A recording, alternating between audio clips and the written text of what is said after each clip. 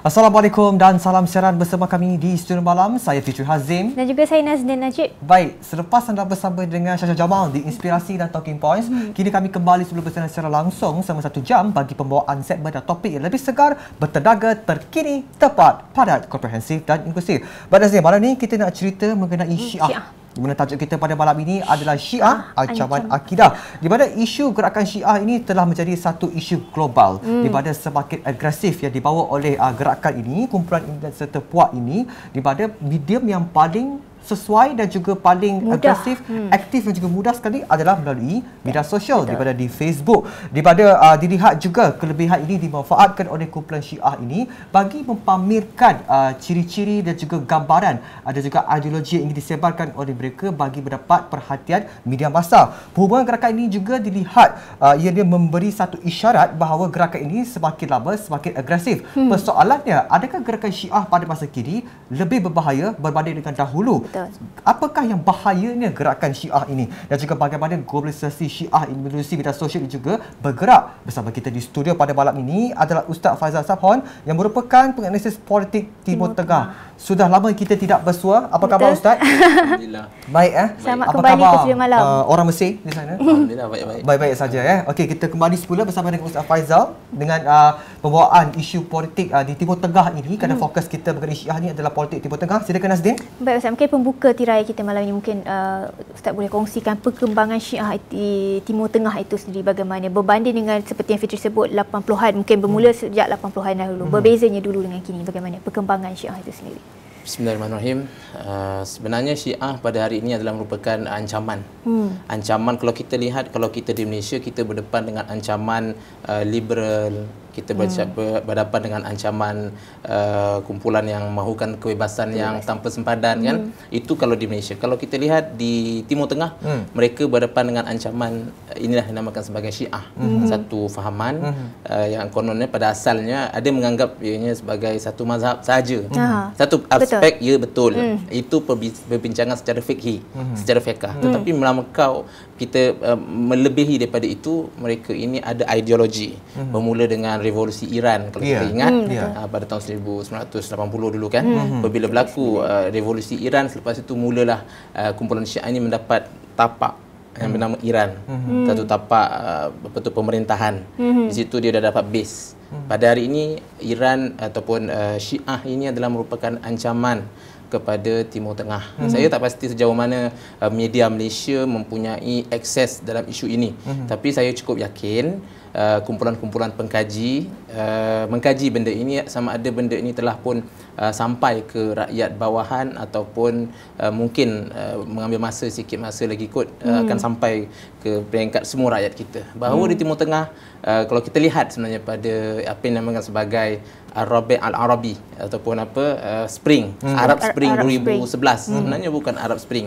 Yang sebenarnya Arab Spring bukan Arab Spring. Sebenarnya antara yang dibahaskan antara kumpulan di Timur Tengah itu, kumpulan penganalisis mereka menamakannya sebagai hujum Al-11 atau satu serangan 2011 oleh kumpulan-kumpulan antara tangan yang selindung adalah Syiah. Okey, kenapa? Saya buktikan. Bukti pertama, apabila berlaku kalau kita lihat pentempuran pada 28 Januari di Mesir, kalau kita lihat yang membawa kepada kebangkitan rakyat secara ramai hingga jatuhnya Husni Mubarak pada 14 Februari 2011, antara mayat-mayat yang dikatakan tentera yang menembak rakyat itu adalah mereka yang dikenal pasti bukan tentera Mesir. Ini pembicaraan mahkamah. Ini bukannya cakap-cakap dalam media kosong-kosong. Jadi dalangnya adalah Hizbullah. Hizbullah Syiah. Ini fakta yang mesti diketengahkan di bahasa Melayu kita, dalam dunia bahasa Melayu kita. Dan ini adalah fakta mahkamah dalam mahkamah persaksian yang dikemukakan oleh doktor-doktor yang mengkaji yang melakukan pembedahan ke atas mayat. Yang mereka lihat, mereka yang pakai baju tentera inilah antara yang diorang dapat, diorang siasat, memang ni antara yang ditembak. Okey, apabila pihak tentera pula mengesahkan bahawa ini bukan tentera Mesir. Dengan pakaiannya menyerupai tentera, mana ada tentera Mesir berjanggut. Tentera Mesir tidak boleh berjanggut. Ada banyak fakta-fakta lah. Apakah objektif golongan Syiah ini dengan mencetuskan gelombang revolusi Arab seperti yang didakwa oleh Ustaz? Kalau tadi kita kata yang di Mesir mereka cuba masuk melalui sel-sel politik dalaman, dia akan mencari mana punca-punca kelemahan yang ada untuk masuk. Mereka hampir, tapi alhamdulillah diselamatkan balik pada tahun 2013 selepas 2 tahun selepas tu. Kalau kita tengok di Syria hari ni apa cerita? Hari ini saya tak tahu media Malaysia saya nampak kurang membahaskan kependudukan tentera Iran dalam Syria. Begitu juga yang hari ini apa berlaku di Yaman pada 2 Jun. Kalau kita lihat, kenapa Hassan Nasrallah buat kenyataan khusus tentang Yaman hari ini? Sebenarnya di belakang ketidakstabilan Timur Tengah adalah berpunca antaranya adalah Syiah. Yang mana mereka ini mempunyai negara yang kita sebut tadi, Iran, daripada fahaman Syiah Al-Ithna Asyariyah, Syiah 12, Imam yang 12. Mereka ini berbahaya. Apa mereka laksanakan di Iran?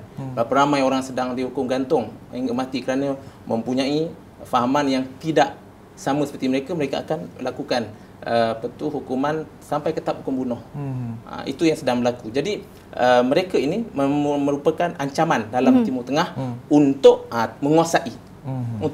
Okey Ustaz, apabila Ustaz menyentuh mengenai revolusi Iran dan juga Ustaz menyatakan bahawa media di negara kita ini kurang mempertengahkan mengenai isu-isu di Syiah ini. Jika kita ingin singkat semula daripada selepas 3 dekad revolusi Iran ini, kita dapat lihat pada awal 2014 hubungan di antara Malaysia dan Iran begitu tegang sekali. Okey, hubungan diplomatik sehingga kerajaan mengambil langkah drastik di mana mengeluarkan fatwa bahawa ajaran Syiah itu adalah sesat dan juga terkeluar daripada ajaran Islam. Begitu tegang sekali. Itu merupakan satu landscape dalam hubungan politik kedua negara. Jadi jika adakah Ustaz cuba ingin menyampaikan bahawa golongan Syiah ini memang sukar kita ingin jangkakan dari segi segmen pemikiran dia dan juga pembawaan karakter dia dan juga mungkin Syiah ini juga berpura-pura baik dengan golongan Sunni supaya gerakan mereka juga tingkah laku mereka tidak dapat dikesan. Begitu? Saya bukan diplomatik untuk mengulas benda ni dari aspek diplomatik tadi, tapi izinkan saya untuk ulas dari satu aspek iaitu kumpulan Syiah ini. Kalau dari segi kita kata pura-pura tadi tu, memanglah mereka mengamalkan dasar apa yang dinamakan dalam bahasa Arab karakter yang bernama taqiyah ataupun berpura-pura. Sebab itu Hassan Nasrallah pada 2 Julai apabila ditanya oleh media, adakah kamu terlibat adakah Hizbullah terlibat dalam peperangan di Yaman? Kami tidak mengatakan iya dan kami tidak mengatakan tidak. Ia adalah satu tindakan strategis.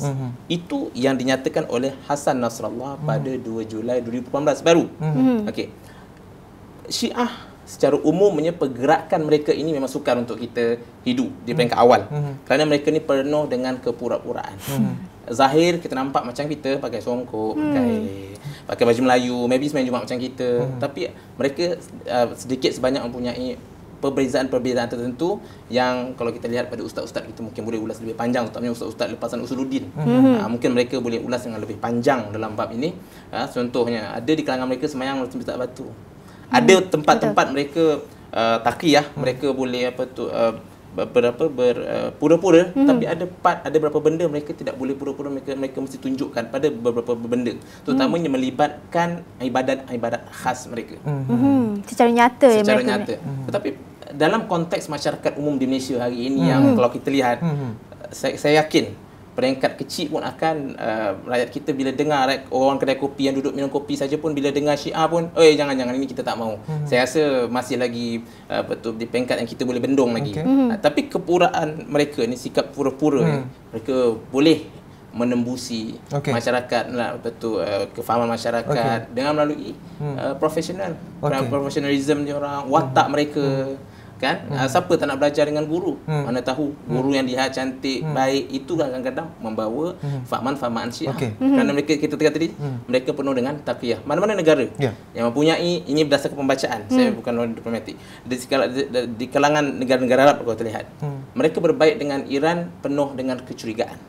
mereka penuh berhati-hati. Sebab Syiah ini penuh dengan mereka punya penuh misi-misi tersembunyi mereka. Mustahil golongan Syiah ini, kalau kita lihat kenapa begitu? Kerana mereka tadi ini mengamalkan apa yang dinamakan sebagai wilayah al-fiqhiyah, iaitu apa yang dinamakan sebagai kepimpinan melalui kerohanian. Kerohanian, apa kalau minta maaf saya tidak merujuk mana-mana. Kepimpinan ulama lah, seolah-olah begitulah istilahnya sepatutnya. Kalau saya kata kepimpinan ulama fiqh, dia macam tak apa nak, orang mungkin susah nak tangkap sangat istilah tu. Mungkin kita boleh menyerupai lah perkataan kepimpinan ulama. Tapi saya tidak merujuk mana-mana. Sebab begitu, sebab dalam bahasa Arabnya wilayah al-fiqhiyah. Jadi kalau kita lihat Presiden Iran siapa saja, mereka lebih tinggi daripada Presiden Iran. Mereka ada kumpulan Khomeini mereka. Ustaz pun begitu. Jika kita lihat dari segi perkembangan terkini, di mana Syiah ni juga sudah menjadi perhatian global, di mana corak perkembangan ideologi mereka itu dibiarkan paling popular dengan menggunakan pendekatan bidang sosial, iaitu Facebook. Di mana elemennya hanya 3 saja, iaitu keseragamaan mesej propaganda yang dibawa dan juga memainkan sentimen politik simpati apa yang berlaku di Timur Tengah, dan juga memberikan juga dari segi imej tokoh Syiah itu sendiri. Sejauh manakah perkembangan ideologi pendekatan yang dibawa oleh mereka ini mampu untuk mempengaruhi persepsi khususnya golongan muda? Adakah ia juga sudah berada pada satu tahap yang kritikal pada masa kini? Sebenarnya saya melihat ianya satu tahap yang boleh dikategorikan hampir kritikal. Kerana kalau kita lihat dalam isu Yaman, kita baru lepas menyambut Aidil-Adha. Kalau di Arab ni Aidil-Adha satu benda yang besar. Dia panggil Aidil Kabir, satu perayaan lebih besar daripada Aidil Fitri. Dan cuti mereka lebih panjang daripada Aidil Fitri. Kita Aidil Fitri yang panjang, Aidil-Adha betul pendek. Jadi kalau kita lihat banyak gambar-gambar dalam Facebook, terutamanya saya lihat yang bahasa Malaysia, ada satu Facebook tajuknya Anti-Terrorism Malaysia ke apa, tapi bukan, saya percaya itu bukannya dimiliki oleh mana-mana kumpulan rasmi di Malaysia. Kumpulan ni saya baca Facebook, sentiasa saya baca dia punya posting kumpulan Facebook ini. Saya lihat ada mereka memainkan sentimen simpati macam Fitri kata tadi tu. Sentimen simpati, contoh berapa ramai anak-anak yang mati terbunuh, Aidil-Adha berapa ramai yang tak ada rumah. Kita jangan main isu kemanusiaan saja. Kita semua tahu apabila berlaku peperangan, isu kemanusiaan adalah sesuatu yang tidak boleh dinafikan. Mana-mana tempat peperangan, mana-mana zon peperangan. Dalam isu Yaman ini mesti dibaca sekali isu pendudukan ataupun pencerobohan Al-Houthi ini, kumpulan Houthi, kumpulan pengganas Houthi ini. Mereka lah punca kepada ketidaktenteraman awam di sana dan campur tangan tentera. Ini kita perlu lihat ni. Campur tangan tentera Saudi ini sebenarnya, tentera Saudi dan Pakatan 8 negara ini adalah untuk menyelamatkan keseluruhan Timur Tengah yang berpaksi antaranya adalah Saudi. Kerana apa? Mereka mempunyai rancangan untuk, macam kita tengok hari itu pada November 2017, bukankah mereka menyerang balistik? Mereka menyerang melalui roket. Kita tanya, mana datang roket ini? Jadi apabila mereka menguasai satu tempat, itu mungkin kita akan ulas sekejap lagi lah kalau ada masa kan. Jadi apabila mereka telah melakukan Houthi ini, kalau kita lihat berapa lama Yaman kita dengar dalam keadaan, walaupun macam mana pun sebelum ni ketidakstabilan bagaimanapun, 2011 selepas yang dinamakan Rabi' al-Arabi ataupun apa nama tu Arab Spring, yang mereka namakan Arab Spring itu. Selepas 2011 kalau kita lihat Yaman makin tak aman, makin dalam keadaan huru-hara. Jadi huru-hara itu bersenjata yang diangkat oleh kumpulan Houthi. Dan kumpulan Houthi ini yang itu membunuh Abdullah Saleh, kan, bekas Presiden Yaman. Ustaz, sejauh manakah kebahasaan politik yang memberikan 8 negara yang Ustaz sentuh tadi itu memberikan satu kesan dan juga ancaman terhadap dunia Islam itu sendiri, Ustaz? Sebenarnya mereka cuba untuk mempertahankan. Mereka cuba untuk mempertahankan khususnya Makkah Al-Mukarramah yang mana sebenarnya terdapat Kaabah. Kalau orang kata alah ini persepsi, dia bukan persepsi. Dan Saudi kalau kita lihat ketika peperangan ketika musim haji baru-baru ini, Saudi terpaksa menyediakan roket pertahanan, teknologi pertahanan untuk menangkis roket-roket daripada Houthi. Mereka ini datang bersenjata dan senjata berat. Ini mereka dapat bantuan daripada siapa? Tak lain tak bukan, ianya datang daripada Iran. Iran yang membantu mereka. Iran secara terang-terangan membantu mereka melalui mina ataupun pelabuhan yang dinamakan sebagai Hudaidah. Jadi mereka masuk bantuan masuk daripada Hudaidah. Yang baru-baru ini kalau kita lihat PBB cuba nak deal dengan Houthi supaya berundur daripada sana, sampai sekarang pun mereka enggan berundur secara keseluruhan. Mereka berundur, diumumkan oleh media berundur, tetapi bukan secara keseluruhan. Masih lagi tentera bersekutu Arab tadi itu. Kalau tanpa mereka, saya cuba bayangkan kalau tanpa tentera bersekutu Arab ini tadi, bagaimana dunia Arab pada hari ini. Mudah-mudahan jadi Syiah. Dan kita perlu ingat Yaman kita lihat berapa ramai orang Melayu kita daripada Malaysia pun, terutama keturunan Said ni kan, mereka datang daripada Arab. Betul. Said Sharifah mesti ada kaitan dengan Kalau begitu Ustaz, Yaman. adakah berkembang dia gerakan militan pada masa kini juga, mastermind juga, arkitek ni juga adalah golongan Syiah Ustaz? Ya, of course. Mereka ketidakstabilan tadi masa kata tadi didalangi oleh Iran. Didalangi oleh Iran, senjata-senjata datang daripada Iran. Dan dalam pada itu juga dibantu oleh Hizbullah. Ini bukan kata-kata kosong. Ini dibuktikan oleh media-media Arab. Contoh kalau kita baca Sky News, kalau kita baca Sky News Arabic, kalau kita baca Al-Arabiyah, di sana dipaparkan pernyataan Hasan Nasrallah. Kita kalau tahun 90-an kalau kita ingat, Hasan Nasrallah adalah hero bagi kita dalam isu Palestin. Contohnya dulu kan, satu ketika dulu. Jadinya Iran satu-satunya sokongan penuh kepada golongan ini. Iya, kalau Iran menyokong kuat Houthi yang mengangkat senjata, apa masalah dengan 8 Pakatan Negara Arab hatta sekalipun jika sekiranya selama ini sebelum 9 Mei itu kerajaan Malaysia menyokong Pakatan 9 atau 8 negara Arab tadi. Apa masalahnya mereka untuk mempertahankan identiti, saya macam saya kata tadi yang tak habis tadi tu, bahawa di Yaman, kenapa mereka minat Yaman? Kita tanyakan kenapa Yaman ni betul-betul strategik ke bagi mereka ni. Kepentingan apa Yaman itu?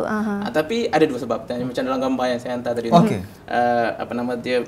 kita boleh paparkan gambar ni untuk Ustaz memberi penjelasan yang lebih cerah lagi. Ustaz menyatakan kepada saya, Ustaz dia WhatsApp kepada saya gambar-gambar ni. Mungkin kita boleh lihat daripada kita ingin dapatkan gambaran yang lebih jelas lagi. Mungkin Ustaz boleh teruskan pembahasan sebelum kita tengok. Silakan Ustaz. Kita lihat ni bab Al-Mandib ini ataupun kata selat bab Al-Mandib ini adalah merupakan laluan penting untuk minyak. Untuk laluan daripada Saudi ni. Jadi kalau sekiranya penguasaan Iran ini, penguasaan Houthi Iran ini berjaya menguasai kawasan ini, maka mereka berjaya menyekat penguasaan ataupun ekspor Iran. Itu satu bentuk ancaman bagi Saudi. Itu satu. Dan yang kedua juga, laluan ini adalah laluan yang amat strategik. Laluan yang amat strategik bagi laluan ekonomi lah, kalau kita kata untuk dunia Arab. Jadi itu satu. Dan yang ketiganya, Yaman ini kalau kita lihat dari segi dunia Arab, Emirat UAE ke mana-mana Arab, sejarahnya Arab ini bermula daripada Jazirah Arab, Semenanjung Arab, yang mana Yaman salah satu bahagian dalam sejarah ini. Jadi apabila mereka berjaya menguasai Yaman, kalau faktor sejarahnya, mereka menguasai bangsa Arab secara keseluruhan. Syiah berjaya menguasai bangsa Arab secara keseluruhan. Yang mana bangsa Arab ini terkenal dengan bangsa yang mengutamakan Ahli Sunnah wal Jamaah, pegangan Ahli Sunnah wal Jamaah. Mereka nak ubah. Kalau dekat dapat Iran saja, Iran bahasa Parsi, bukan bahasa Arab.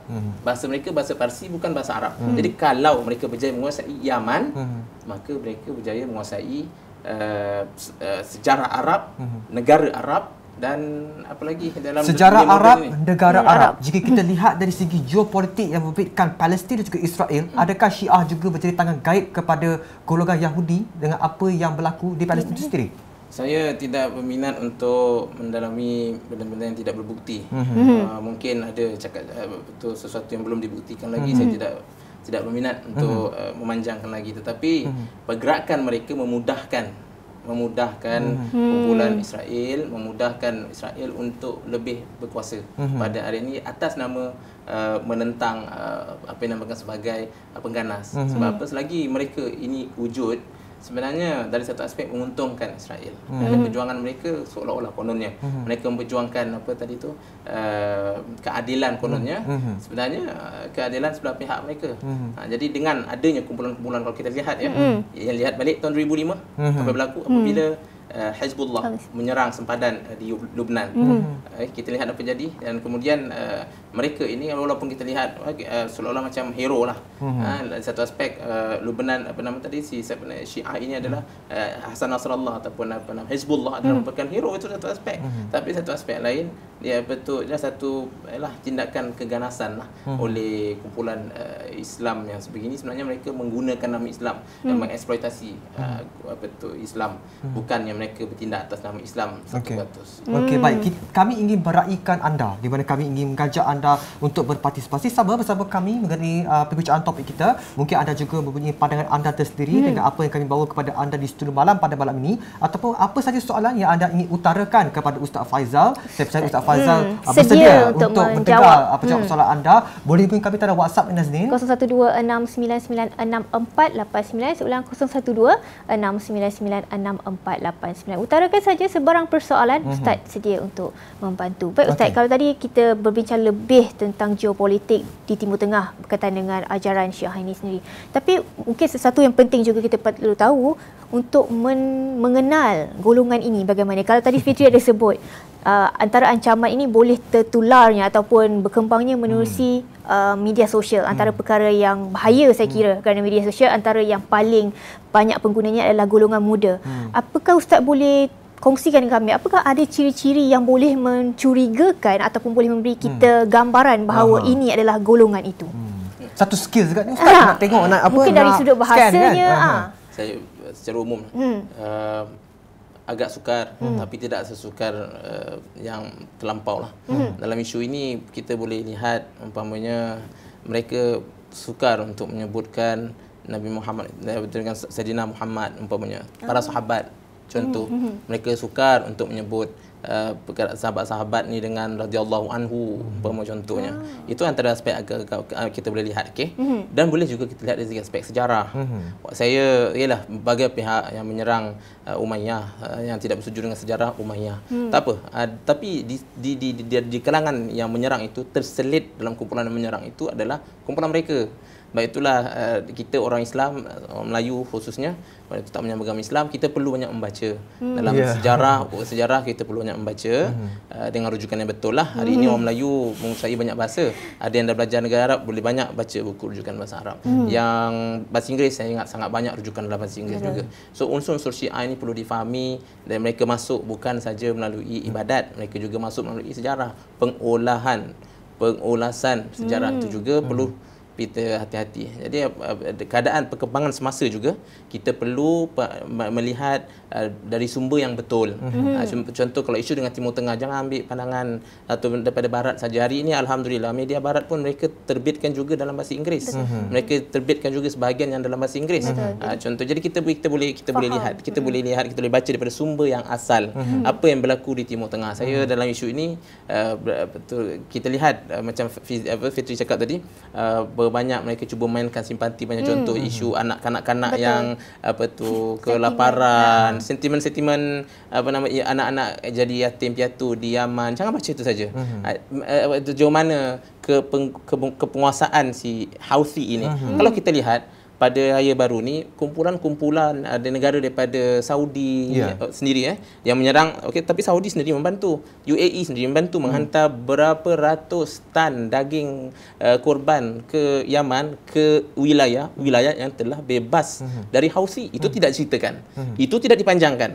Tapi kalau meraih simpati tadi, orang Malaysia yang tak tahu bahasa kedua ketiga, of course lah mereka akan termakan bulat-bulat isu ini. Jadi tanggungjawab kita yang membaca ini perlu kongsi kat Facebook, kan. Perlu kalau dalam perbualan tu, kalau dengar ada orang cakap tentang isu Yaman, kita fahamkan, kita masukkan betul-betul, kita ingatkan dia isu ini, bahawa isu ini kita tidak boleh membaca pada isu kemanusiaan saja.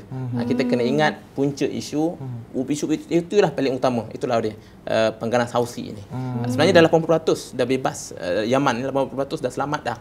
Tetapi 20% wilayah Houthi tadi ni, walaupun masih 20%, mereka menguasai kawasan-kawasan yang kita kata strategik tadi. Antaranya Hudaidah tadi ni. Selagi tidak bebas beberapa wilayah ini, pergolakan akan sentiasa, dan mereka, kita kena ingat macam saya kata tadi, mereka bukan Houthi ini macam kita bayangkan kumpulan Al-Maunah contohnya dekat satu bukit tertinggi dia bersenjata gitu. No. Mereka dapat bantuan dalam bentuk daripada negara macam saya kata tadi, Iran. Okey Ustaz, kita perlu berhenti berehat seketika. Kepada anda, teruskan bersama kami kerana kami ingin bawakan lagi momentum yang lebih panas lagi. Itu dia. Bersama dengan Ustaz Faizal selepas ini. Tetapi terlebih dahulu, sebelum kita berhenti berehat seketika, sekiranya anda punya sebarang persoalan, kami ingin raikan anda, boleh beri kami WhatsApp Nazdin di 0126996489. Seulang 0126996489. Baiklah, kita akan berhenti berehat seketika. Jangan ke mana-mana, kita kembali lagi selepas ini.